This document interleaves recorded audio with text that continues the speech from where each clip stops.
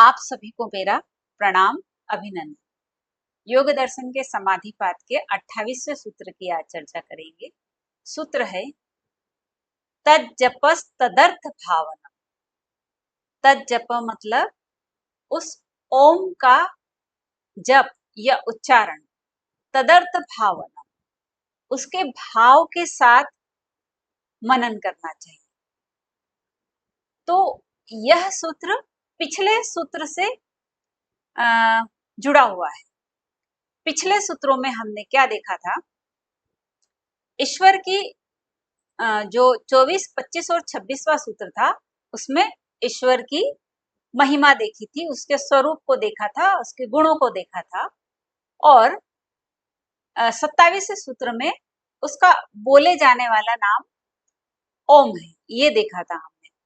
तो ये जो 28वां सूत्र है, यह सूत्र उन्हीं सूत्रों का प्रतिनिधित्व करते हुए यह कह रहा है कि हमें उस ओम का जप उसके भाव के साथ करना चाहिए। भाव कौन सा?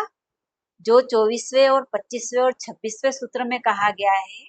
क्या कहा गया है कि ईश्वर का स्वरूप कैसा है? क्लेश कर्म विपाक आशयेद परामृष्ट पुरुष विशेष ईश्वर।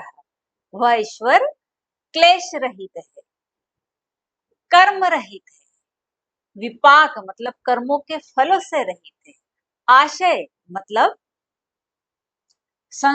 भोगों के संस्कारों से रहित है। ऐसा पुरुष विशेष ईश्वर है। और 25वें सूत्र में कहा गया है तत्र निरतिशयम सर्वज्ञ बीजम। वह सर्वोच्च ज्ञानी है, उससे बढ़कर ज्ञानी कोई नहीं है। और जो 26वां सूत्र है, उसमें यह कहा गया है सह पूर्वेशामपि गुरु कालेनान वच्छेदात।